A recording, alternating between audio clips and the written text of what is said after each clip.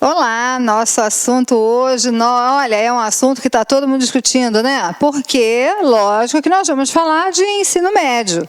E hoje o assunto são as diretrizes curriculares nacionais. Preste atenção você que está aí do outro lado, porque a gente está falando de um documento que é um documento que vai sofrer modificações muito em breve, tá? Então você fica atento, olha direitinho o edital do concurso. Hoje a gente tem essas diretrizes. O que acontece? Por que eu estou dizendo que isso vai mudar em breve? Porque você deve estar acompanhando que está sendo discutido, né, nacionalmente, as novas bases nacionais comuns curriculares, né, a tal da BNCC. E a BNCC traz propostas de alterações que estão de acordo com as propostas feitas de alteração também para o ensino médio. Então, isso, a partir do momento que as BNCC, a base, né, virar realmente uma lei, há uma grande possibilidade de a gente ter mudanças, e essas mudanças virão também nas diretrizes curriculares nacionais. Por enquanto, nós temos essa diretriz como documento, e é essa diretriz que você vai ter que estudar, já que o teu edital já saiu. Se não saiu, tu vai ter que prestar atenção e acompanhar isso daí, ok? Tá combinado? Para depois não correr o risco de você estudar alguma coisa que você não tem que estudar, né? Então, vamos lá.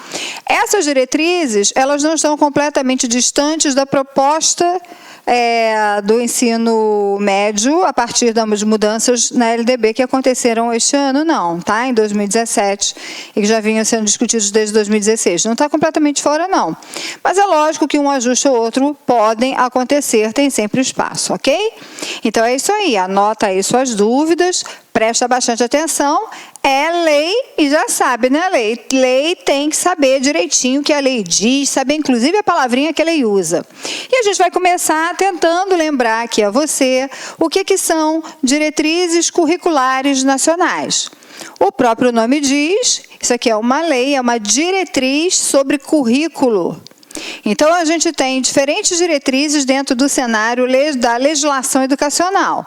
Então, você tem diretrizes para a educação infantil, para o ensino fundamental, para o ensino médio, tem a diretriz para o ensino médio técnico, tem diretriz curricular para a EJA, tem diretriz curricular para a educação especial e assim por diante, porque a gente tem diretrizes para todos os níveis, para todas as etapas e para todas as modalidades educativas. Então, já sabe que quando o assunto é DCN, o papo é muito sério, porque a gente está falando de algo que é lei e, portanto, tem caráter de obrigatoriedade. O que é diferente de, por exemplo, quando a gente fala de PCN. Lembra desse documento, PCN, Parâmetros Curriculares Nacionais? Então, a gente tem um PCN para o ensino fundamental e um PCN para o ensino médio? Pois é. Como o próprio nome diz, eles são parâmetros. E se são parâmetros, não são leis, ok? Então, eles são, assim, documentos oficiais, documentos que ajudam as escolas a se pensarem, a refletirem sobre a sua proposta curricular, mas não são leis. Mas aqui, viu as 3 letrinhas mágicas DCN, pensa aí que é lei e, portanto, tem caráter de obrigatoriedade. E agora, a gente vai, então, explorar essa resolução que traz a DCN do ensino médio, que é uma resolução do CNE. Sabe o que é CNE? Conselho Nacional de Educação /CEB. Câmara de Educação Básica, número 2, 2012. Então, é uma lei de 2012. Não é uma lei tão antiga assim, mas vocês sabem que no nosso país, legislação muda toda hora. Então, de novo, preste atenção. Quando eu falo preste atenção no que você está estudando na DCN, eu também quero dizer preste atenção com a versão da lei, da LDB que você está usando. Na dúvida, vai lá no site do Planalto, sabe Planalto? planalto.gov.br e pega a legislação. Também serve o site do MEC, tá? mec.gov.br e pega a legislação, que ali, nesses 2 lugares, você vai encontrar sempre as últimas versões da lei. Especialmente a LDB, que toda hora está sendo modificada, né? Então, já sabe, preste atenção. Então, a gente está falando de uma resolução que vem da Câmara de Educação Básica, tendo em vista que o ensino médio faz parte da educação básica, tá lembrado?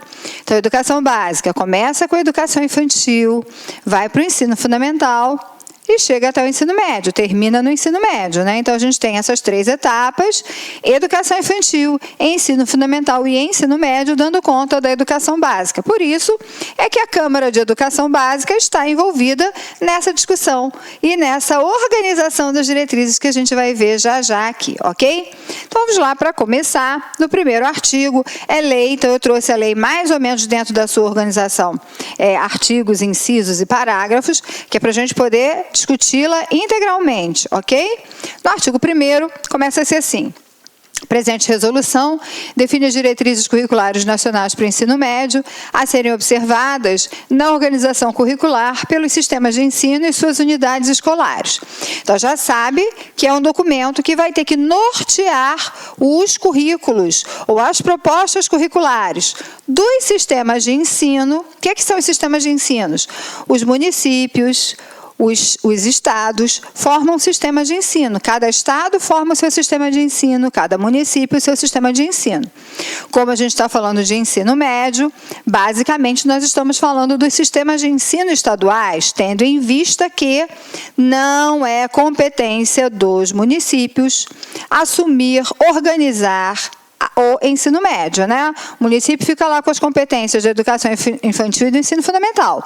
Mas, quando a gente fala de ensino médio, a gente está falando prioritariamente, embora não exclusivamente, dos estados, ok? Então, esses sistemas de ensino, de preferência, os estaduais, privilegiando a questão dos estados, mas também as unidades escolares.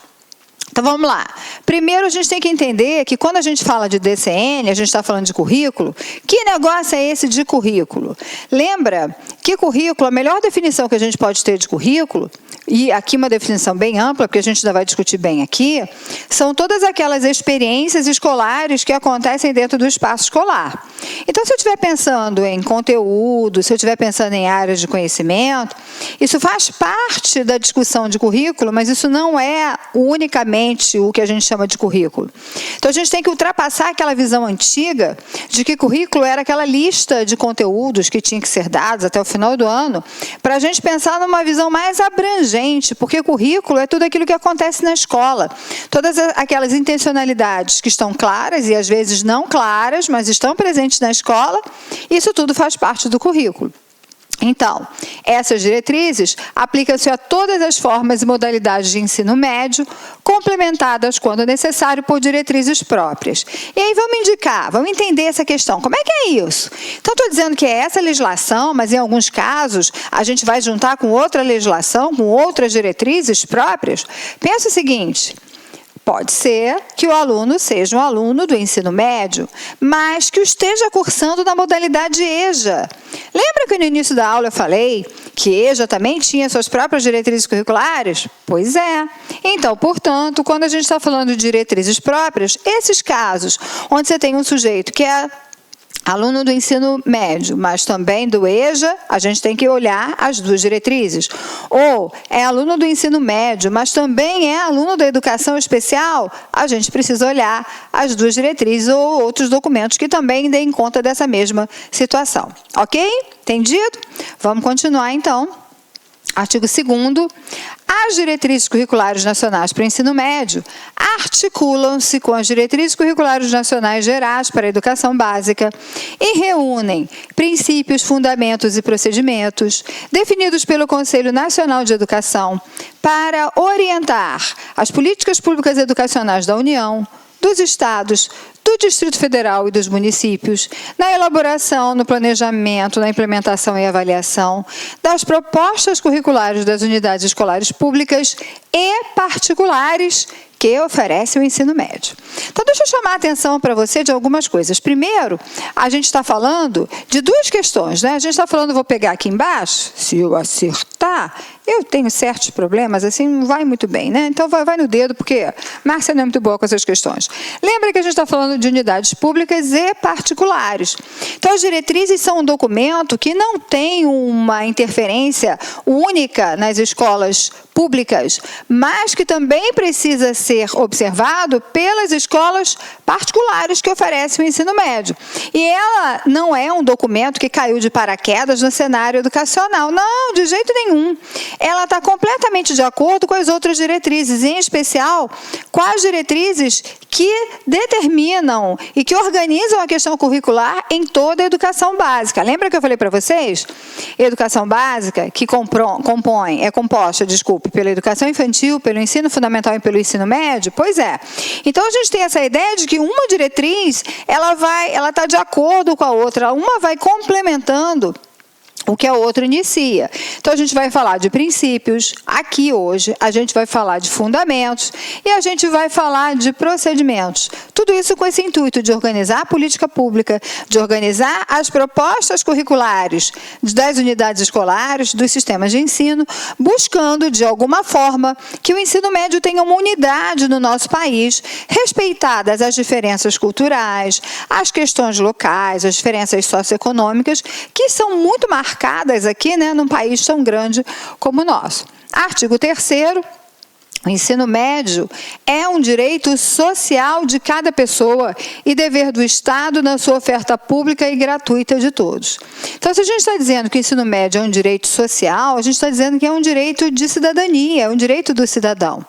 A gente sabe, se você não sabe, anota aí, porque o que eu vou falar é muito importante, que quando a gente fala de obrigatoriedade de matrícula na escola ou da educação obrigatória, isso engloba as crianças a partir dos 4 anos até os 17 anos. Num país sério, onde as crianças, de fato, há um investimento grande na aprendizagem delas, como é o nosso caso, né? Aos 4 anos, a criança ingressa na pré-escola. E aos 17 anos, essa criança está, ou esse adolescente, melhor dizendo, né? Está terminando o ensino médio. Então, a gente entende que o ensino médio é uma etapa importante do que a gente chama de obrigatoriedade. Por isso que é dever do Estado. Preste atenção que quando a gente coloca Estado assim, com letra maiúscula, e no singular, a gente está falando do poder público. Quando a gente for se referir aos estados da nação, Rio de Janeiro, São Paulo, Goiás e assim por diante, a gente vai falar estados e vai aparecer com letra minúscula, ok? Então, letra maiúscula, no singular a gente está falando do Estado brasileiro, da nação brasileira, do poder público de uma forma geral, ok? Então, é dever do Estado na sua oferta pública e gratuita a todos. A gente trabalha com essa ideia de uma universalização do ensino médio, ou seja, todo mundo tem direito a cursar o ensino médio. Por quê? Porque é um direito social. Não esquece disso. Não podemos criar situações do tipo, mas olha só, Márcia, tu falou que era até os 17 anos. E o menino já tem 18, 19, 20. Mas preste atenção, até os 17 está a obrigatoriedade, foi o que eu falei para vocês. Nada impede que ele com 19, 20, 50, 60 só tenha o ensino fundamental e queira cursar o ensino médio. A lei prevê isso, está dentro das possibilidades, porque é um dever do Estado a sua oferta pública e gratuita a todos. Então, a gente não está criando nenhum requisito, nenhum efeito de seleção. Lógico que esse a todos vai envolver alguns pré-requisitos do tipo, que a gente nem precisa falar, vou falar só para dizer que eu deixei isso em aberto, né? Mas, obviamente, que para cursar o ensino médio, você tem que ter o ensino fundamental. Ponto. Se você não tem a certificação de ensino fundamental, você não pode fazer o ensino médio. Ponto. Esta é a grande situação e a grande condição. Ok? Vamos continuar? Artigo 4º. As unidades escolares que ministram esta etapa da educação básica devem estruturar seus projetos político-pedagógicos, considerando as finalidades previstas na Lei 9394/96, que é a LDB. Então, já sabe, falar em currículo significa falar em projeto político-pedagógico. Se você não lembra, deixa eu te lembrar o que é o PPP, né? É aquele documento central, aquele que dá a característica principal da escola, aquele que tem a cara da escola. Então, é um projeto que passa por diagnósticos da realidade da escola e pensa em transformações. Então, esse projeto que é construído coletivamente, por toda a comunidade escolar, que pensa no fazer da escola, naquilo que ela vai oferecer para os seus alunos, esse documento, ele passa por uma discussão de currículo, ele passa por uma discussão de uma proposta curricular e, portanto, todas as escolas têm que estruturar o seu PPP para poder pensar em proposta curricular. E, portanto, esses projetos políticos pedagógicos têm que considerar algumas coisas que estão previstas na LDB. Vamos ver que coisas são essas? Olha só a primeira. A consolidação e o aprofundamento dos conhecimentos adquiridos no ensino fundamental, deu uma bolinha aqui à toa, tá? Possibilitando o prosseguimento de estudos. Então, pensa. A pessoa chegou lá no ensino médio, então ela já traz uma bagagem de conhecimentos que ela construiu ao longo do ensino fundamental. Concorda comigo? E, portanto, a gente precisa pensar na consolidação e no aprofundamento desses conhecimentos que ela construiu no ensino fundamental.